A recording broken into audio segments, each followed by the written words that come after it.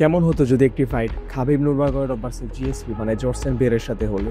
এমনকি খাবিব এবং তার বাবারও ড্রিম ফাইট ছিল এটা। দুজনেই খুব ভালো রেসলার আর দুজনেই গ্রাউন্ড কন্ট্রোলে সেরা। যেখানে খাবিব ফাইট করতো লাইট ওয়েট মানে 70 কেজিতে, আর জিএসপি ফাইট করতো ওয়াল্টার ওয়েট মানে 77 কেজিতে।